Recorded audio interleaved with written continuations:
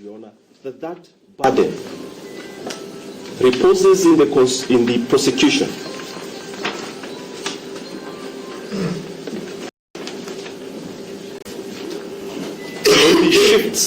Only shifts to the accused persons where compelling prima facie reasons are demonstrated to your satisfaction.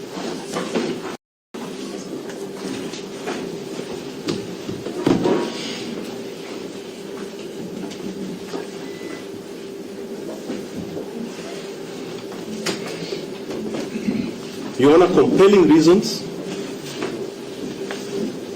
are questions of law and fact, and therefore can only be presented to you either by evidence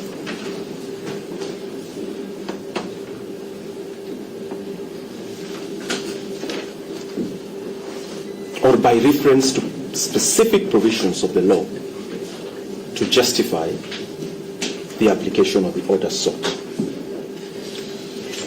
Allow me to concentrate on just these two documents. Just a minute. Most obliged, Your Honor.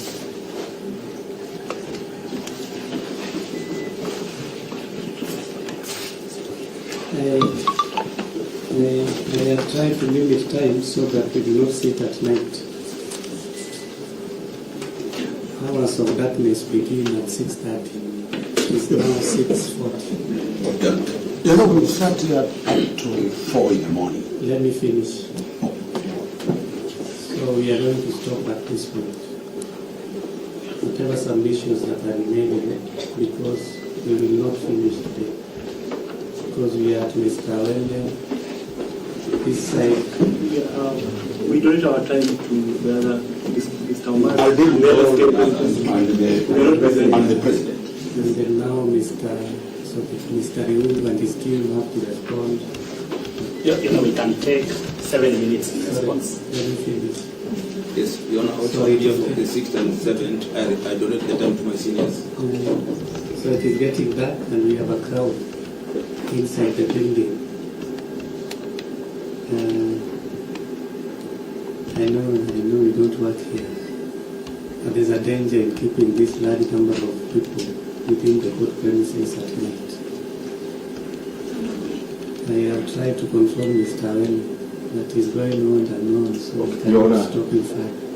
I would not want to be the one to hold this gentleman here for you. I am happy to take your directions on how you wish to use my time. What I would prefer is that if you are likely to take I'll take the time you mentioned. another period of more than 5 minutes, then it is better we stop at this point and we continue tomorrow. No, I'll conclude. Within those 5 minutes, I'll conclude. You are sure you have covered all the areas you wanted to cover? Your Honor, in the interest of the accused who have been held for so long, I will do less than 5. I'll limit myself. If it gets to 5, just cut it out. Yes, I will take less than. Yes. Let me just conclude the point that I was trying to make. So, Your Honor, the compelling reasons that the DPP provides can only be gleaned from these two documents before you. Very briefly, Your Honor, please refer to the charge sheet as against the application before you. Review that charge sheet. The offense that the accused persons have been charged with against the offenses for which the prosecution now seeks to hold them are diametrically different. You have been told, Your Honor, that the accused are likely to be a danger to witnesses. Your Honor, look at the charge sheet. All witnesses are police officers. They are all police officers.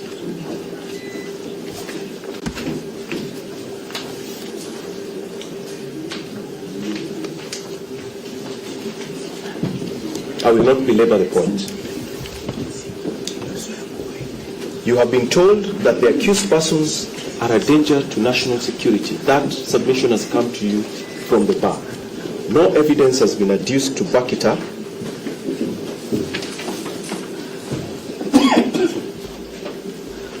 But nonetheless, Your Honor, there are certain presumptions that this court cannot lose sight of.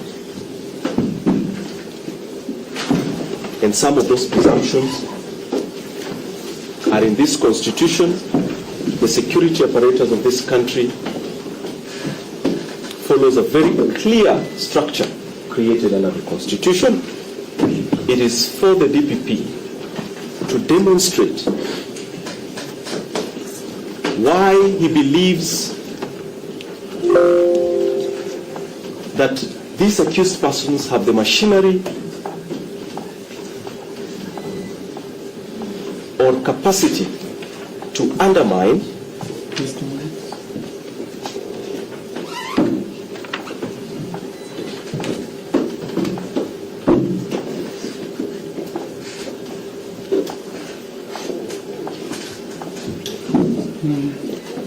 why it has not been demonstrated to you why these accused persons or how these accused persons will undermine the entire fabric or structure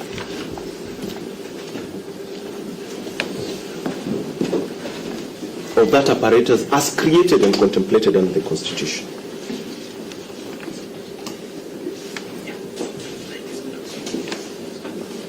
In the interest of time, Your Honor, I'm pleading with you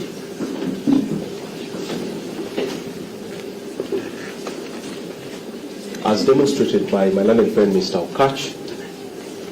These are Kenyans. Unless and until they are convicted of the offenses for which they have been charged, their constitutional rights under the Bill of Rights, and particularly the presumption of innocence, persists and are not suspended by the mere fact that they are now seated on that dock.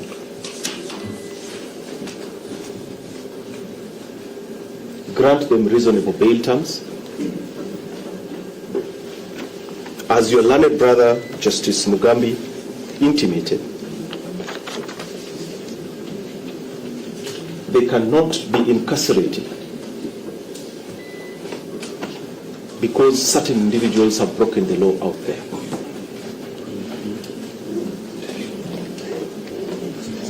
For those reasons, Your Honor,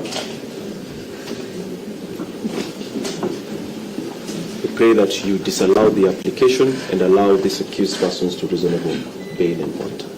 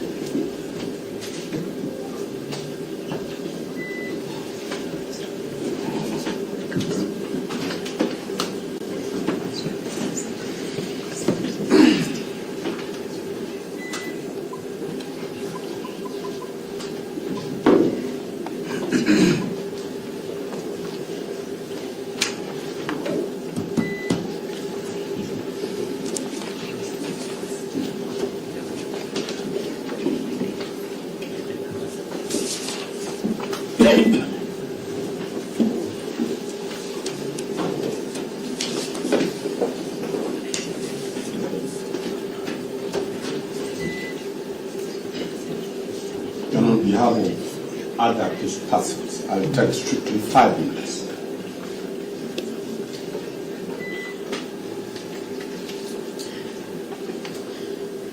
I will not mention any law. My good friends have mentioned the Constitution. I'll only bring the context that brings them here.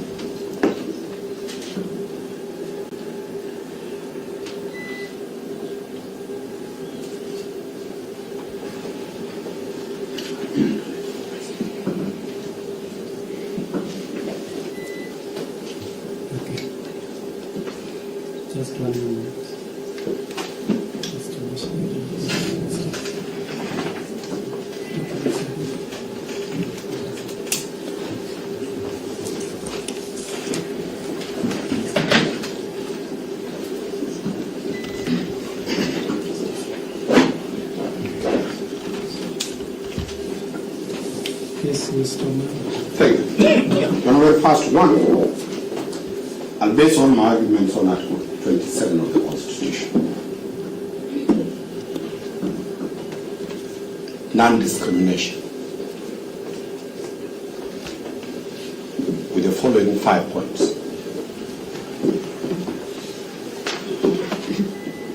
All the 7 accused people come from one political party called ODM.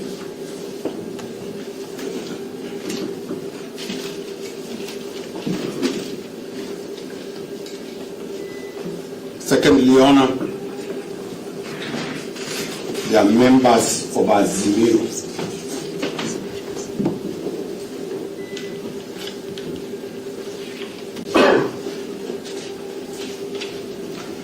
Third, they are all politicians.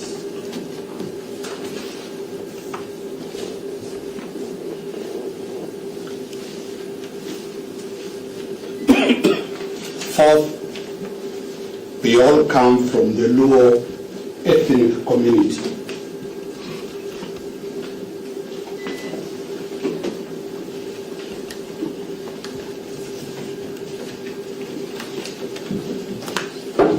Fifth, Your Honor,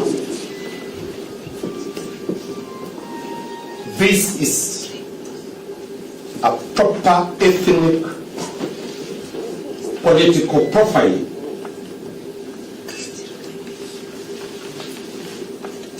You know, with all due respect. And then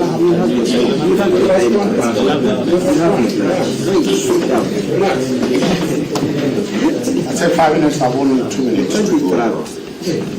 Your Honor, this affidavit has no date at the second line when it was sworn. This affidavit is as old as 2017. It is the same affidavit that was used to arrest the ruling class now.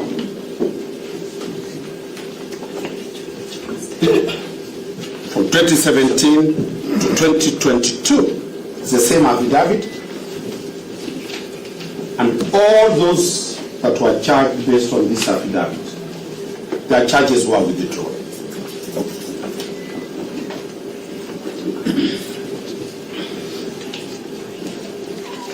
The court should take judicial notice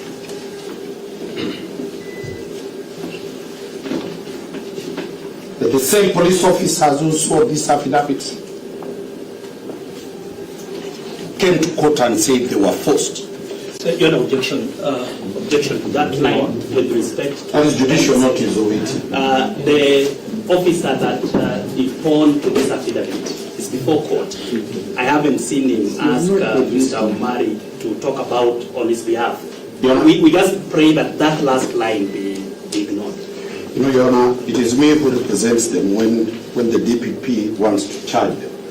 I'll give you specifically to the officer who swore the affidavit of the Deputy President.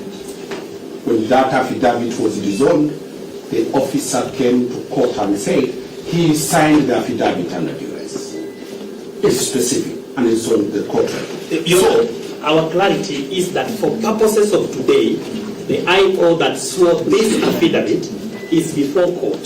He has not spoken to Mr. Omari. Mr. Omari might have done very well in other cases, but this affidavit has not been said to have been sworn under duress. That's the only clarification I'm making. For today, when I'm giving Mr. Witt the perspective that come 2027, the same will be disowned that it was signed under duress. For now, it will not be dissolved. So that the court, as it looks at the whole political context. Lastly, Your Honor, on this affidavit, I want to bring to the attention of this court that it is only the judiciary that is going to protect Kenyans. A great responsibility is on this independent arm. political dwellers outside should not be criminalized.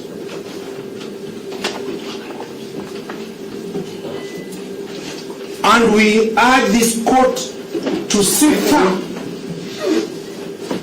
and remove the political contests from criminal issues.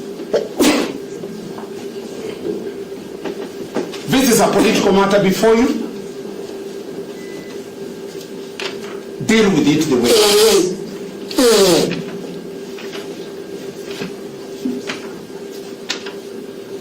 So, Your Honor, out of that 5 minutes I've finished, I allow the President of the Law Society of Kenya, before he removes me from the role of practicing, to talk.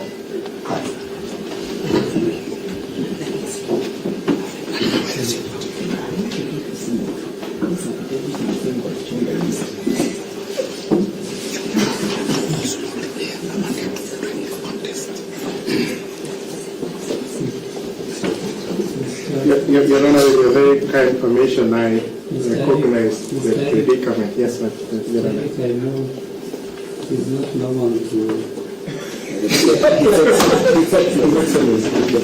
tells you what is happening, Your Honor, in this court. Just give you a few minutes, I sign this. Okay. I have so much to do. Your Honor, let us know that. We'll give you a few minutes. And let me know.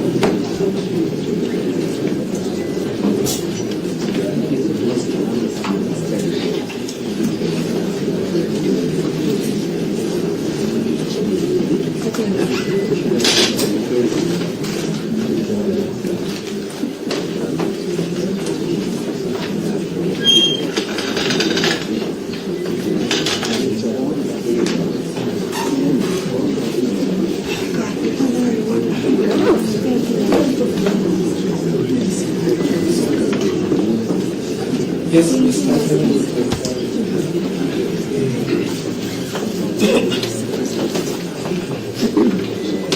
Your Honor, allow me to make very, very brief remarks on behalf of all the accused persons. Are you comfortable submitting a pledge?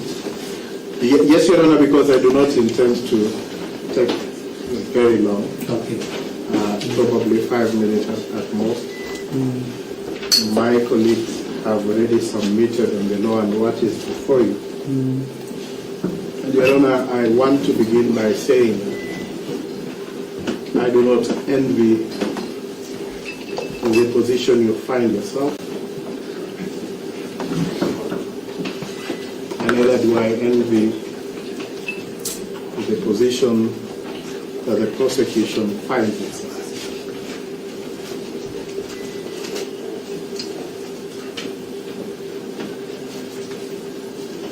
Your Honor, what you are being asked to do by the prosecution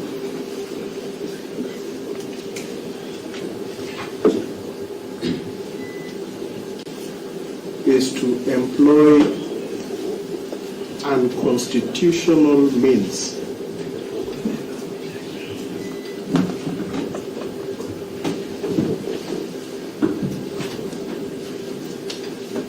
to achieve a constitutional objective.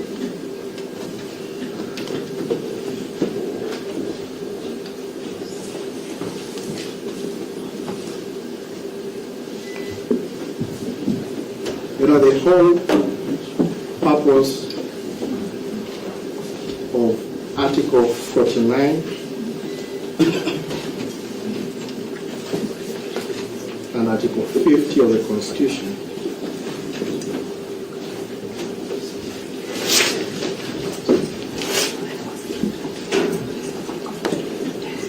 is to uphold the dignity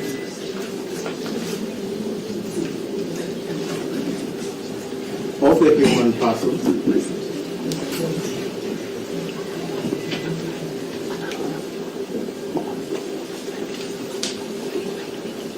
and also to uphold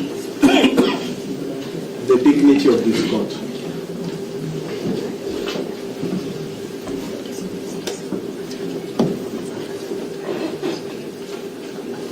So Your Honor, it is my humble submission that should you allow this application,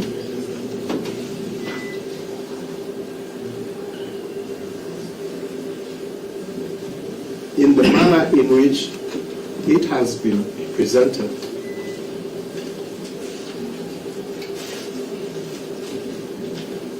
and in light of the manner in which all the accused persons were arrested and treated,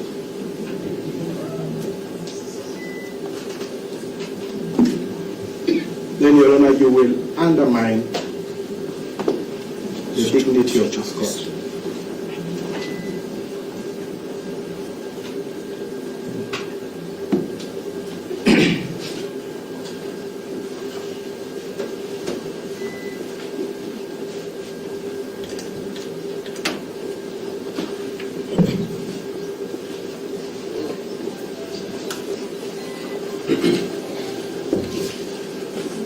Your Honor, this court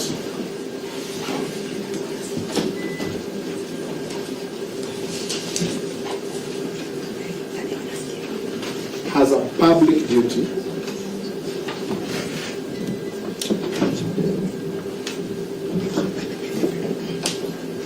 to not only uphold the authority of the Constitution,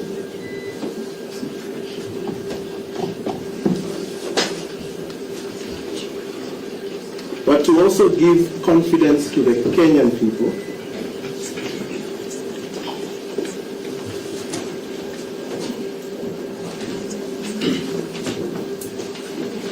that in the Republic of Kenya,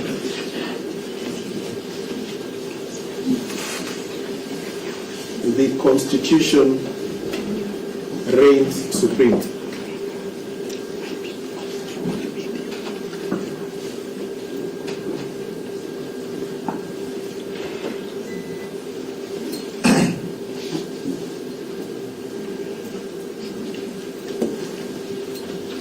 So, Your Your Honor, in as much as I said that I may not envy the position you find yourself in,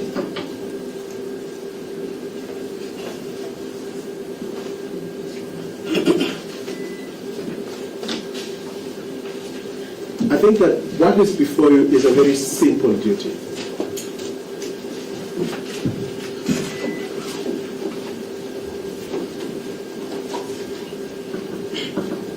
And that is to send a message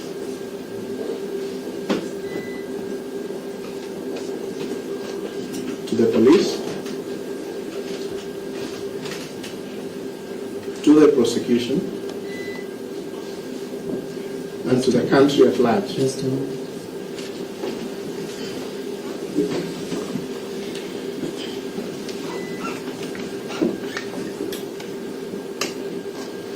Do you mind if I interrupt you again? Your Honor, I am entirely in your hands.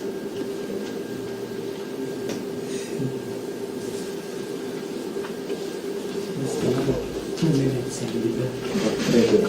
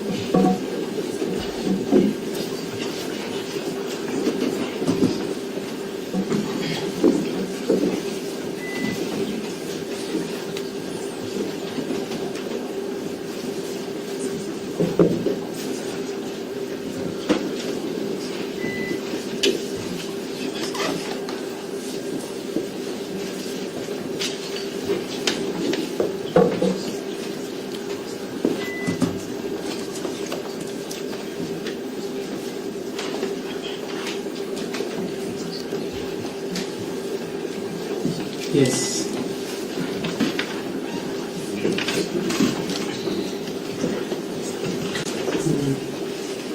Yes, Your Honor, I was saying that you have a very simple duty. Because courts do speak through their pronouncements.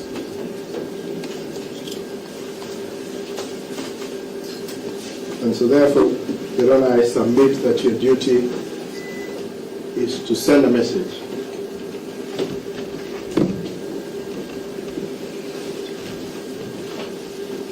to the prosecution, to the police, and to the country at large.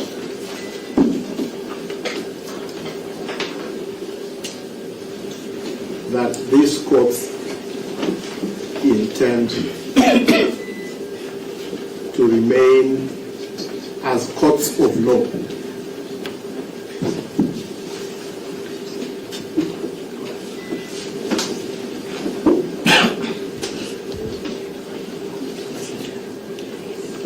and that any infractions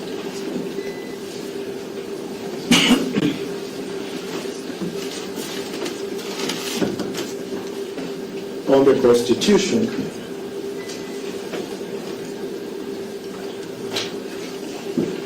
will not find refuge in this court.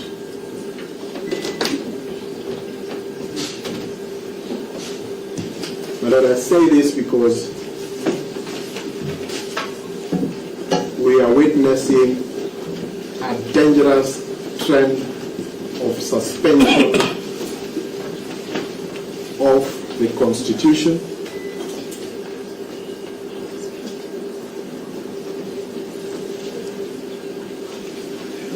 and unless these courts speak, there will be no one left to speak for us.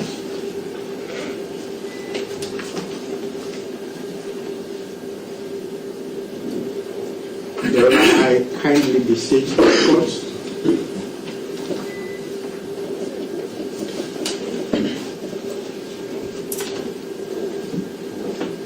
to release all the accused persons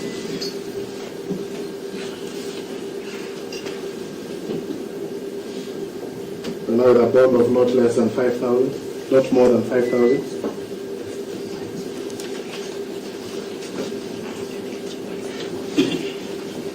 So that they can go home, reunite with their families. Because these proceedings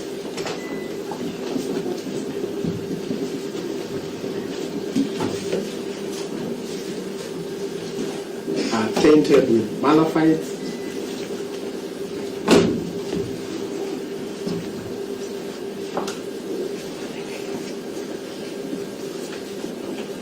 constitutional impropriety.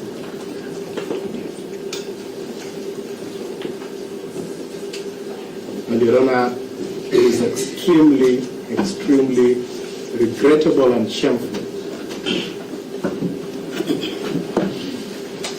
that we have to waste precious judicial time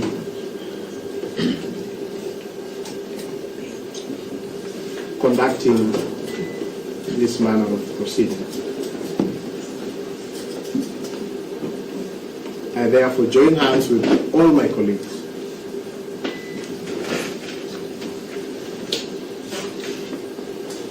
and beseech this court in the shortest time possible, Your Honor,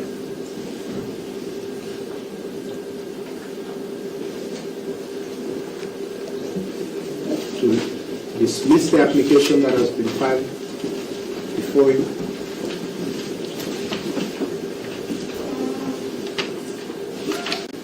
and to release and to affirm to these accused persons that their rights under the Constitution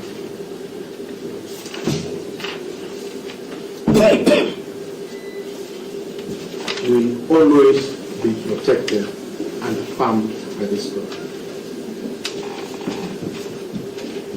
Your Honor, I thank you for giving me the leeway to address you tonight.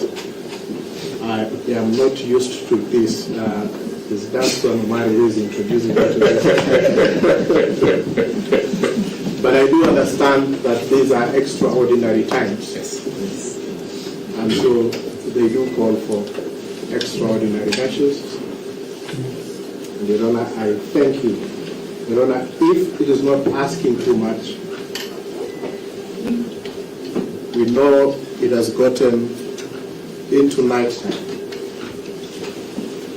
But if it is possible, Your Honor, we will be happy to have your decision now. But if it is not possible, because we understand and we've seen that you've even had to stop proceedings so that you can undertake other matters, would be more than happy to have your decision early tomorrow morning.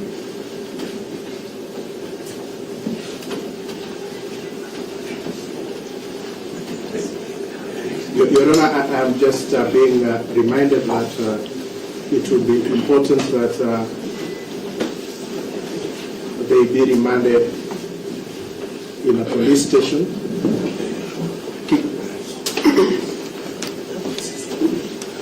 Kileresho police station.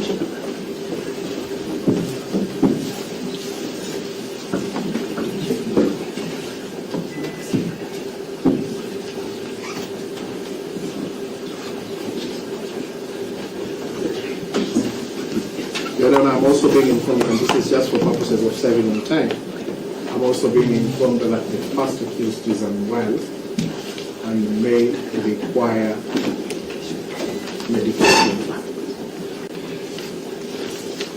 To that effect, Your Honor, if you are unable to render your decision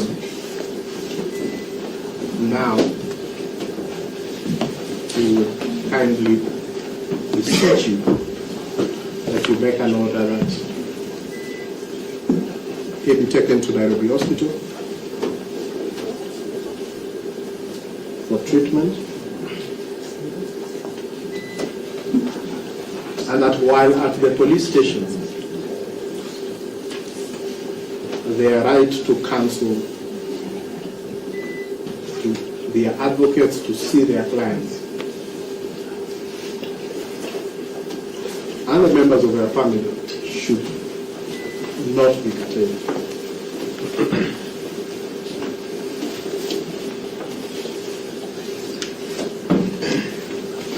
Your Honor, I thank you for that indictment.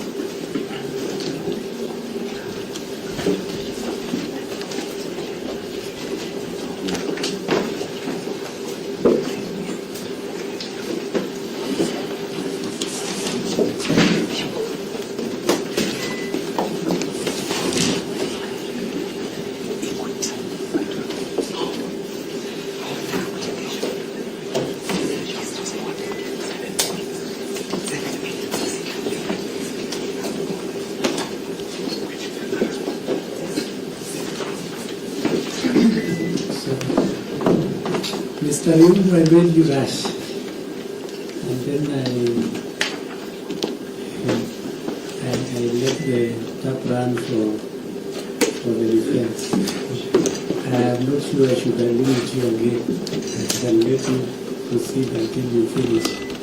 But just an indication, how long will you take? You know, because of the balance of kindness, and we have agreed that our learned colleague, Mr. Witi, is going to respond.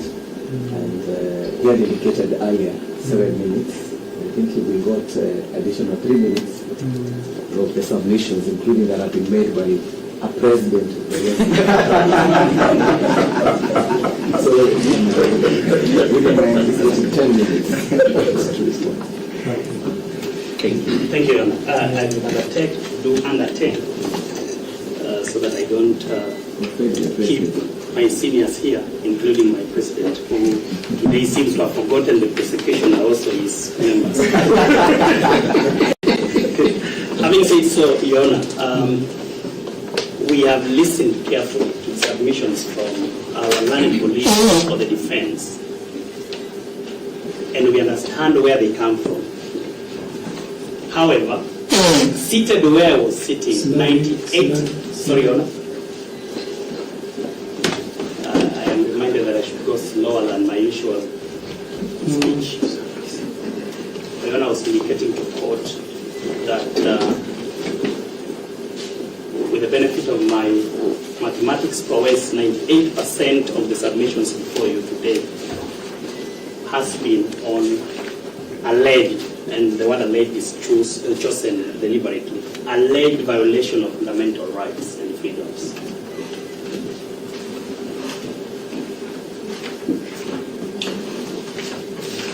Because that is a jurisdictional issue, my submissions will start from that point.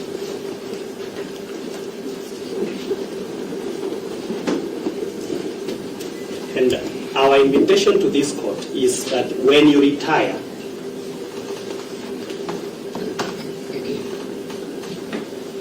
to determine the only question before you today, which is whether the respondents should be released on bail pending hearing and determination of the charges before you. That this court should be minded that whenever a court does not have jurisdiction, it must not make any more step.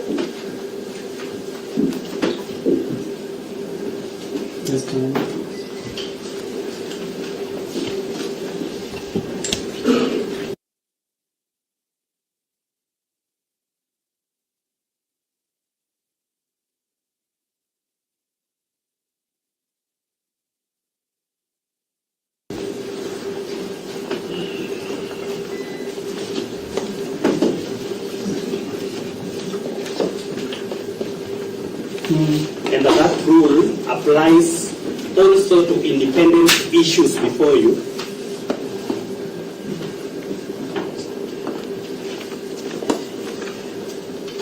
And one such issue is whether or not this Honorable Court can entertain, hear, and or determine questions of alleged violation of rights and fundamental freedoms.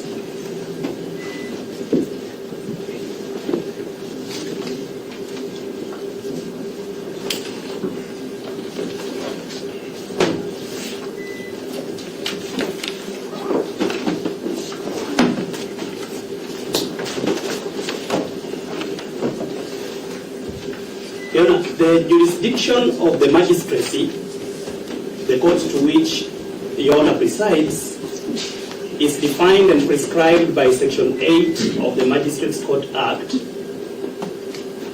2015. Section 8 is your jurisdiction to the extent that you can hear and determine alleged violations of human rights.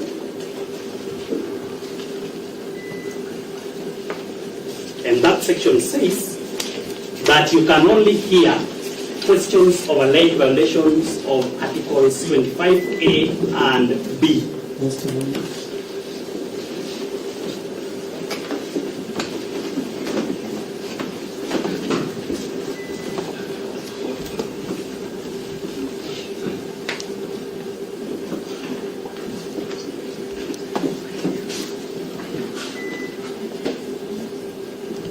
Articles 25A and B. And that means the alleged violation of the right to legal representation, the alleged violation of the right to food, the alleged violation of the right to discrimination, right against discrimination, which was raised by Malaina Senior Mr. Omari under Article 27. Sorry, Your Honor. I mentioned the right to food, right to freedom against discrimination under Article 27. All those fall out of your jurisdiction. And you cannot hear. In fact, in normal expectation, it would have been that the court would have stopped submissions on those points. You cannot hear and you cannot make determination around them. This is not to say that the ODPP, whose jurisdiction I'm going to mention second, denies or accepts that there were such violations. But we are saying that the forum for that determination, the forum for such a hearing is outside your mandate, and they cannot be the basis of your consideration. For the avoidance of doubt,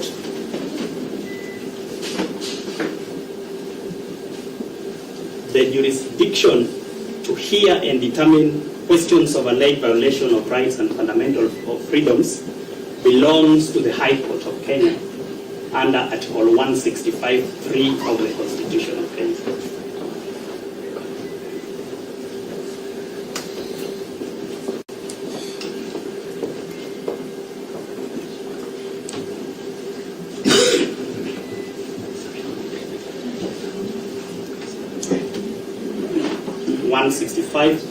of the Constitution of Kenya, 2010. Related thereto is the jurisdiction to hear and determine any question as to whether any law any question as to whether any law or provision thereof is in violation of the Constitution. My colleague, Mr. Okach, tells you that Section 77(1) of the Penal Code was used against the Mau Mau. It is in his view that it is an outdated law. We may agree, probably. However, it still forms part of the Penal Code, Cap 63 laws of Kenya. And more importantly, you have no jurisdiction to determine the constitutionality of Section 77(1) or any section of the Penal Code.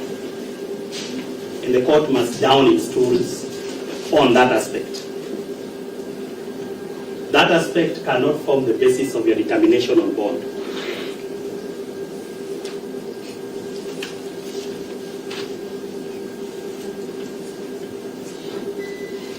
However, Your Honor, for completeness,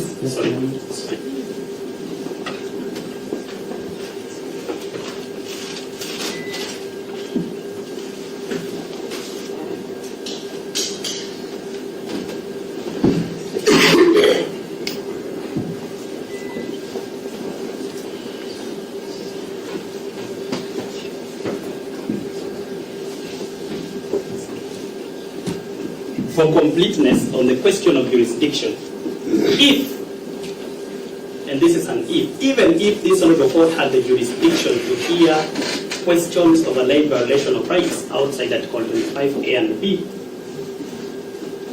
and therefore could find or make a finding that there indeed was a violation of the rights of any of the respondents.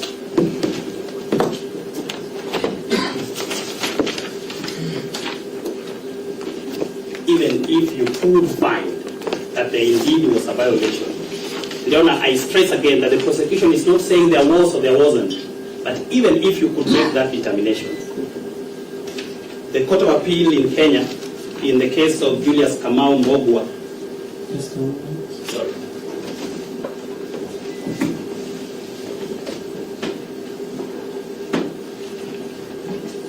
You are very fast. I'm sorry, I was born a quick speaker. I am struggling to go slow, but I'm trying. Yes. The Court of Appeal in the case of Julius Kamau Mbogwa versus Republic, Julius Kamau Mbogwa versus Republic, Criminal Appeal number 50 of 2008, number 50 of 2008, this decision is equally reported on the Kenya Law Reports 2010. And as correctly noted by learned counsel Mr. Awele, that a violation of fundamental rights does not go into the root of a charge. We are there not saying there wasn't or there was. This court has no such jurisdiction. But even if that finding could be made, that violation,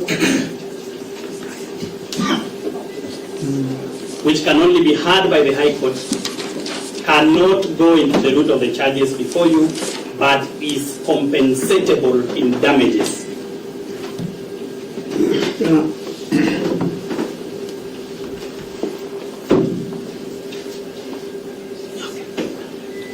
A small point of objection. Nobody raised the question of jurisdiction and determination of constitutionality of sections. Council is dealing on an abstract matter. My two councils said that they shall follow that elsewhere. So we have not said this court has no jurisdiction. And we have not said that this court should declare the charge sheet effective or unconstitutional. That is the whole issue we are raising. So my good friend JV is delving into matters that were not raised by any of the defense counsels. Just to help the court contextualize, when my learned senior Mr. Omari rose the first thing he told you is that he was going to give you a context and not the law. However, as he started, the first thing he told you is there is a fundamental issue of Article 27. That could have been in record.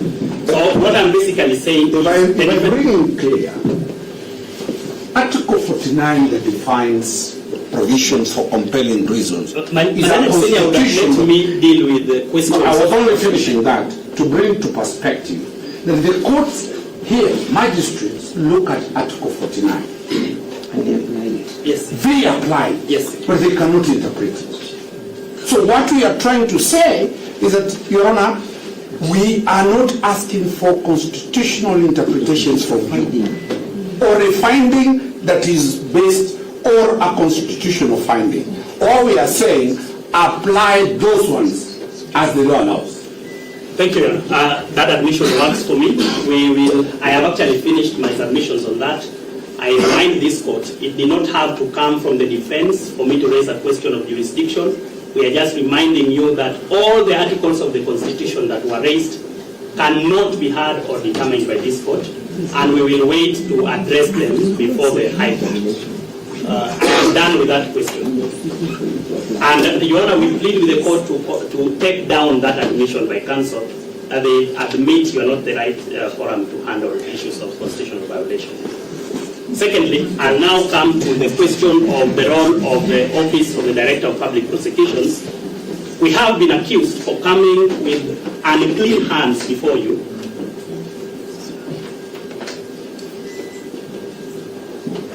Learned Counsel Ms. Bashir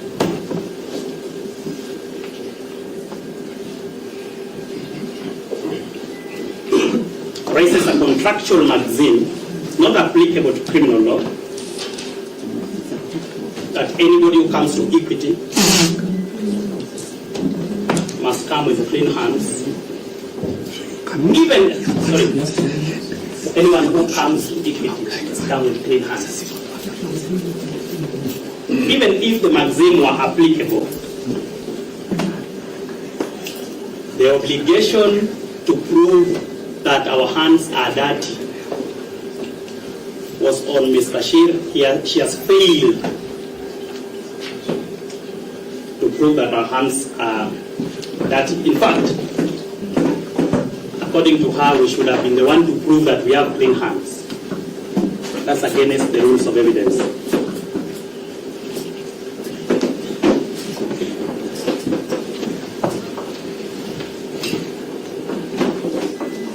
However, Your Honor, this is very critical considering the context of this case. The Office of the Director of Public Prosecutions, as established under Article 157 of the Constitution,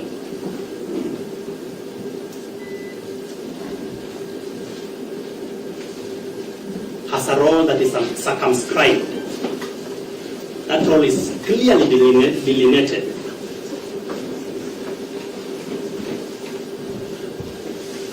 I will tell the court one thing that role does not include. It does not include supervisory powers over investigative agencies.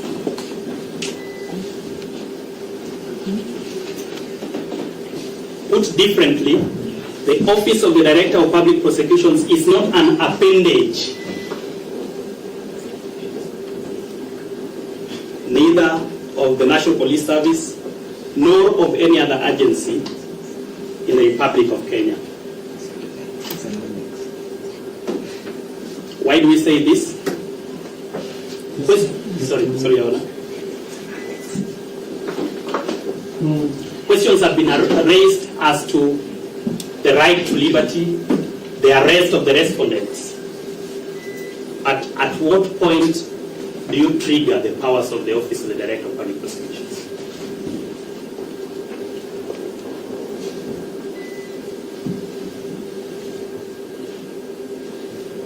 The powers of the DPP in exercising the mandate under Article 157(6)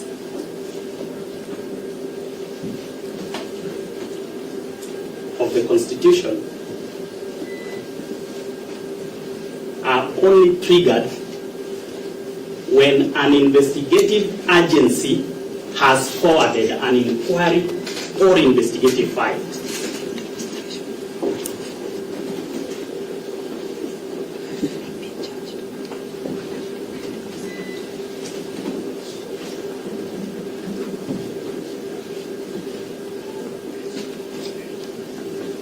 The investigative file, the subject of this matter, was forwarded to the office today, and in record time, around 4 hours, the decision to charge, which in ordinary cases is made within about 14 days. In 4 hours, we had made the decision to charge, and we are before you.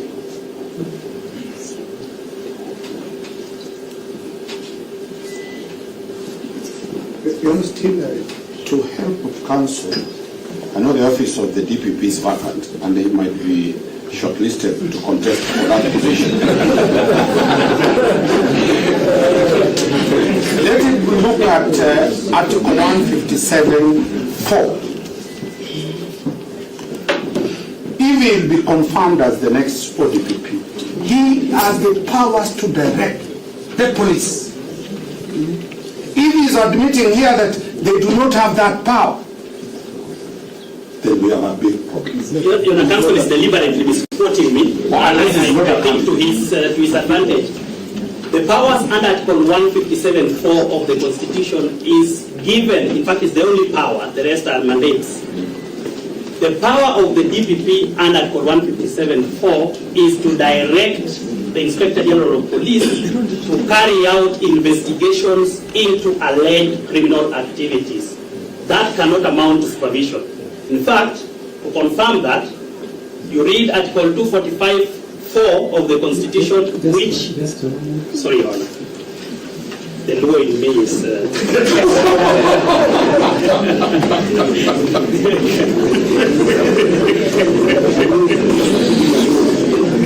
Be careful when you say that.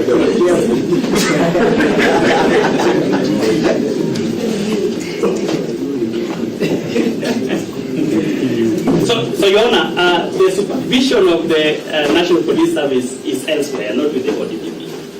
And like I've assured, I think this is in an assuring manner. We are not an appendage, and we are not a conveyor belt of charges. For us to come before you today,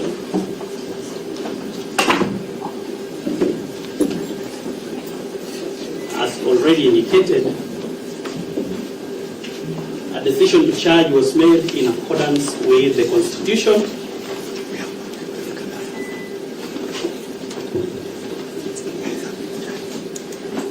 The Office of the Director of Public Prosecutions Act number 2 of 2013.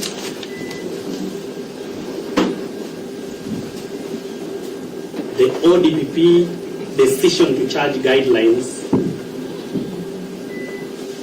on which the only test required of the Director of Public Prosecutions, or those of us exercising delegated authority, is whether or not there is evidence with a realistic prospect of a conviction.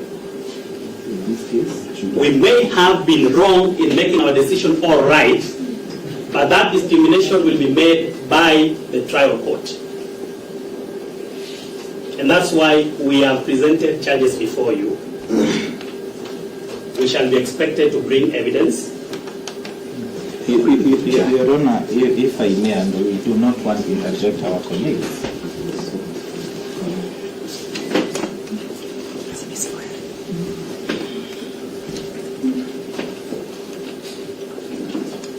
With the kind permission, Your Honor, and just to save the court's time, and my colleague comes from my region, so we want to speak a lot, but there is no question about their power or the decision to charge. We do not challenge that. That is theirs, absolutely theirs. The question that is before you is that affidavit that denies them bond. They've already taken plea. We are okay with that. We'll deal with that.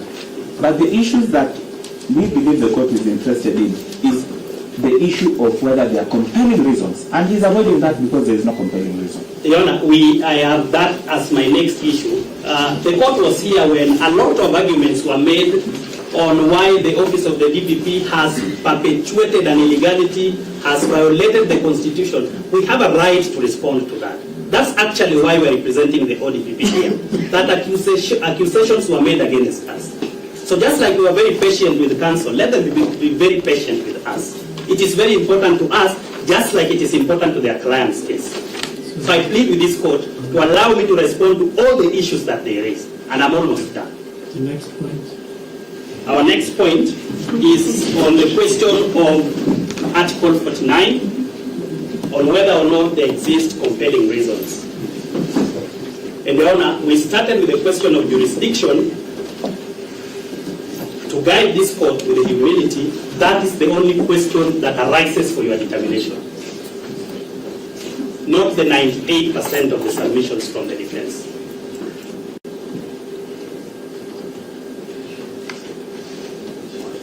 Your Honor, first of all is the technical question about whether or not the affidavit is dated. It is not. However, a look at page 2 of the application makes reference to the deponent of the affidavit.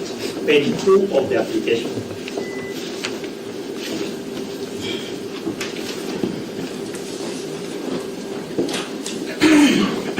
It identifies the deponent of the affidavit and the affidavit speaks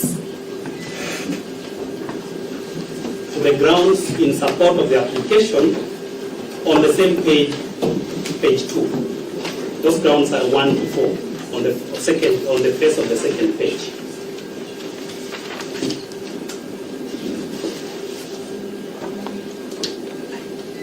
And finally, on that page 2, the application is dated. We therefore invite you to invoke Article 159 because the affidavit is stamped duly and it is signed. Invoke Article 159(2) and find it proper.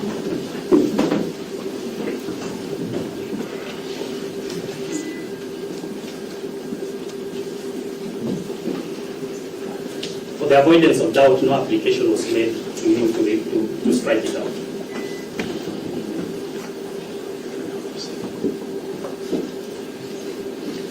To the substance, when you retire, Your Honor, you are going to ask just one question. And that's probably what should have come from the defense, and we should have responded to in rejoinder. Whether or not the prosecution has established any compelling reasons to deny any of the respondents' faith.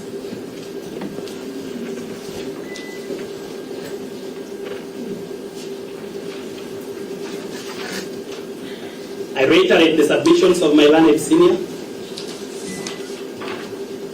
on the contents of the application and the affidavit.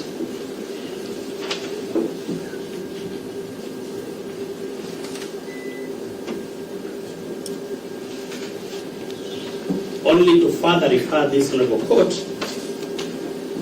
to clause 4.9 of the Judiciary Bail and Bond Policy Guidelines. Clause 4.9.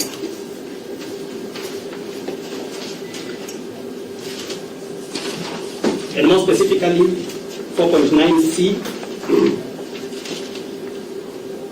on character and antecedents, 4.9e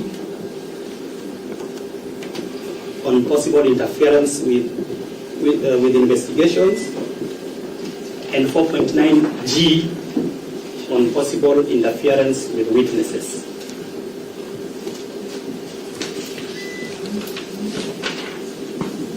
Those grounds are again on the face of page 2. Just before you go to page 2, the prayers on the application, and then on page 2 we say the grounds number 2, number 3, and number 4. Likelihood of interference with witnesses at ground number 3. Likelihood of interference with ongoing investigations, and finally the possibility of committing similar offences, which goes to antecedents. Where do we get the facts? My learned senior Mr. Awele asks the question, whose reasonable belief?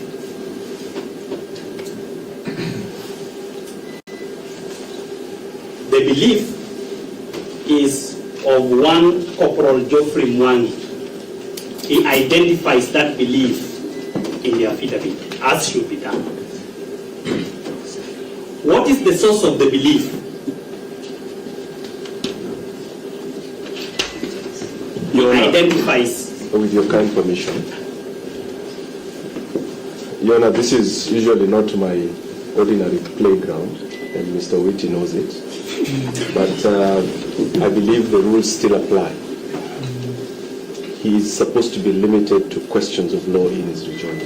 Yes. And I think it is unfair for the accused people for him to start raising or making allusions, factual allusions, that we will not have an opportunity to respond. On that basis, because I was silent awaiting for the opportunity to raise that issue, and Mr. J.V., learned counsel for the DPP, when addressing the question of the pre-arraignment detention, he did not direct you to look at the charge sheet on the date of the arrest, which is the 18th, and the date of presentation to court, which is 20th. I thought it was important for you to point out. Yeah, maybe no explanation has been that last. And no explanation has been offered. They never disclosed, and this is their charge sheet, unless they are denying it. That's okay. Your Honor, we'll address that last. I was concluding on the issue of whether or not there is compelling reasons. We invite you to look at. Sorry, Your Honor. Sorry. The issue that Mr. Awele is raising. Awele. Yes. Is very critical. It is the reason that I have said I'm concluding on that issue, so that I don't go on the issues of facts. I think that was guidance. Yes. I am very well guided. And in conclusion, we invite you that when you retire and look at the matters of fact on the affidavit, vis-a-vis the prayers in the application, you find that indeed there has been established compelling reasons to deny it. There are two questions of law that are left, which I conclude with. Edwin Shisanya Amboso versus Republic is a decision of the Honorable High Court, Justice Mugambi, that you've been referred to. We have agreed, and it makes sense, that there is a distinction between the orders granted in Edwin Sishanya, which rejected an invitation to declare assemblies unconstitutional or to issue conservatory orders to that effect. The charges before you are in respect of a criminal offense defined under Section 77(1) of the Penal Code.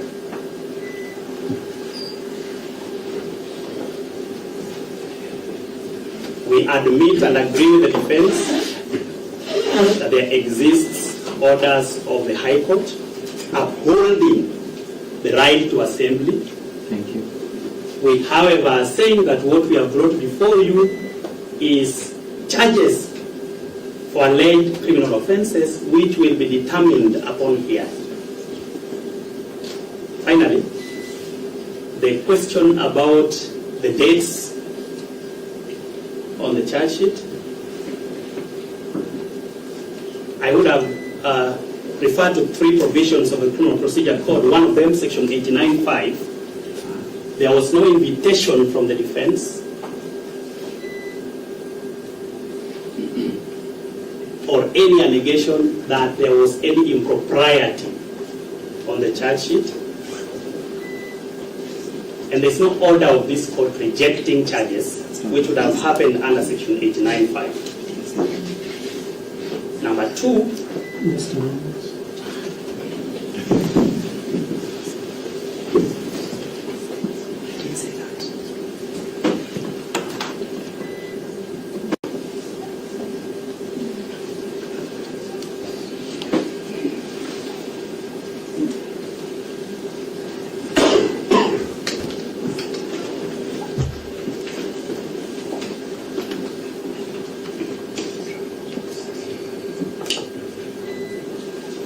Number 2, Section 382 of the Criminal Procedure Code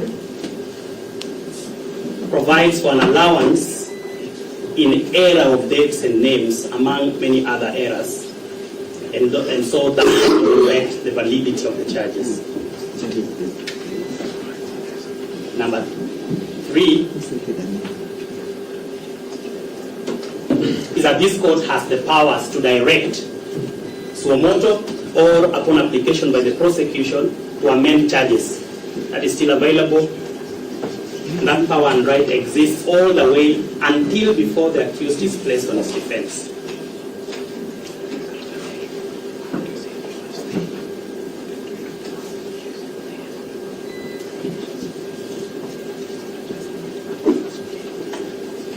In conclusion, Your Honor, you have been invited to send a message. I'm only concerned about the message you're sending to the prosecution. We plead with you that we have not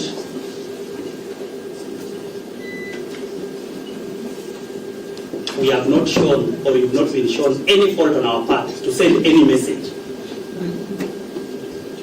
But even if you should, your role in this matter is to determine under Article 49(1)(h) whether or not there are compelling reasons or not to release the accused persons on bail. If that is the manner you are going to show or send us a message, we welcome it. They did threaten me.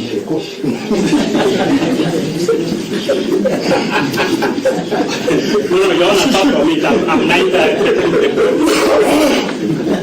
There's the issue I've been reminded about place of detention. Should this court not be able to make a determination in the next few minutes?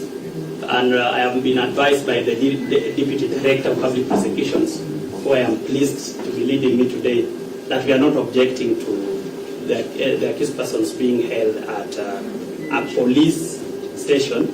However, she has advised me that the police officers will have a discussion with where to place them, which police station to place them. Let me tell you off record. The day they will arrest you, they will take you to Cancun.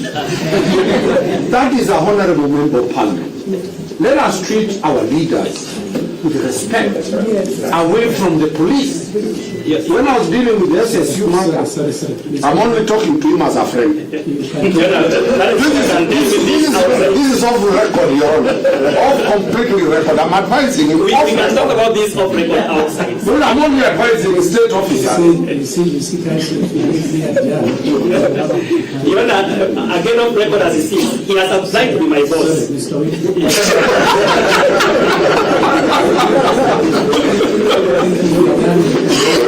Your Honor, we are done. I'm just reiterating that we have no objection to the accused persons being taken to a police station. And when we become my boss, we will still do this. Thank you. Your man under me to be very different. Thank you, Your Honor, for your time.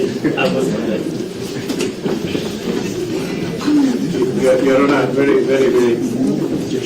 I know it's completely out of order, but I couldn't fail but notice one thing which my learned good friend did mention. That ordinarily the decision to charge takes about 14 days.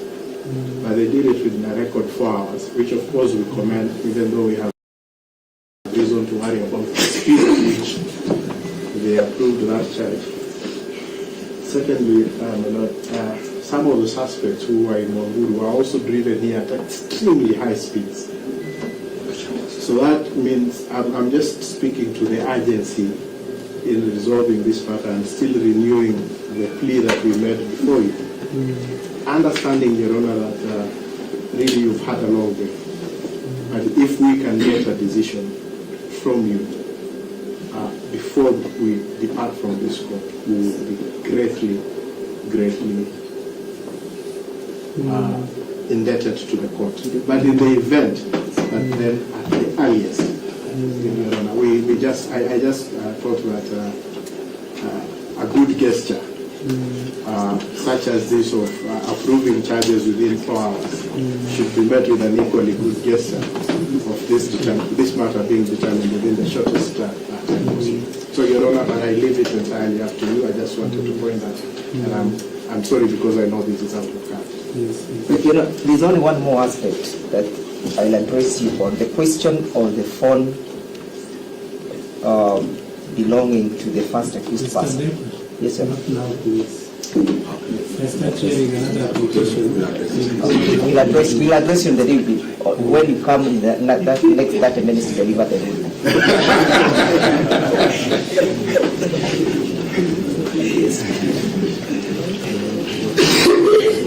If it were not because of the large number of people in the courtroom and the consequences of not hearing you to the end, we would not have gone up to the